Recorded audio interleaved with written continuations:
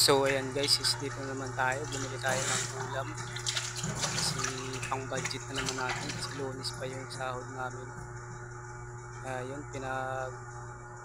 pinag ano ko na lang, pinagkasya ko na lang 500 bigat ng bigas, yung ulam, tapos yun, yung iba, yung natira is pang ano ko na lang sa kulang, pang baon na ano, dagdag.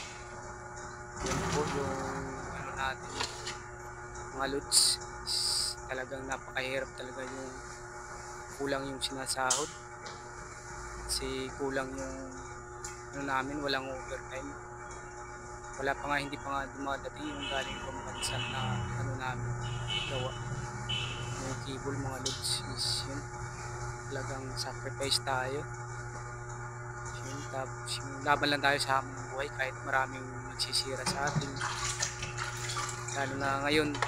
Yun, talagang maraming nagtatanong sa akin, tapos maraming sumisira sa ano, sa trabaho. Hirap talaga mga lods yung ganung buhay, yung mga nakapalibot sa iyo, talagang mahirap talaga. Talagang laban lang tayo. Yan, sa pagdating din sa working mga lods, talagang hirap ako kasi lahat ng mga kasama ko hindi ko makasundo. Hindi ko alam kung ano kung ano ang magandang pakikisama ko pa, kasi lahat naman yung pakikisama sa ginawa ko ng mga lods talagang sobrang hirap.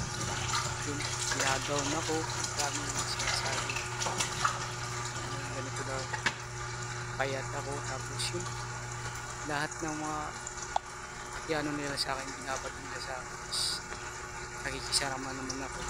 Yun nga is kung wala kang may bigay, talagang down ka talaga nila, hihilahin ka pababa. Is yun, pinipilit ko naman na lumaban, na pakita sa kanila, kaya ako nagano ng paraan, napakita ko sa kanila na kaya kong kahit wala sila. Nagano ako ng pagbabarbil mga lods, yun, pinukus ko muna kasi nga lalait-lait tayo, payat tayo. Gusto ko naman magkalaman-laman yung braso natin kahit pa paano. Yun talaga. Tapos ito yung higaan ko, ito yung mga yung bag ko, talagang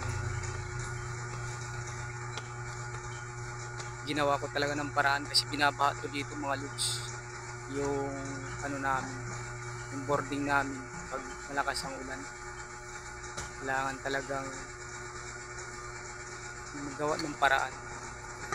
Yung higaan ko is bago yun. Yung mga lods is talagang tiyatsaga ko na lang kasi yung inspirasyon ko is yun, yung asawa ko, yung mga anak ko, tapos yung dalawang anak ko, tapos yung inspirasyon ko yung mga magulang ko, makatulong ako paano.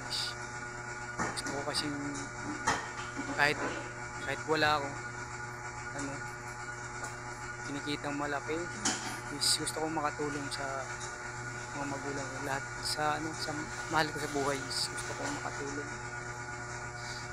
Yun, kaso lang ngayon hirap tayo ngayon kasi kulang yung gawa natin. Yun, hanggang dito na lang mga lods. Bye bye.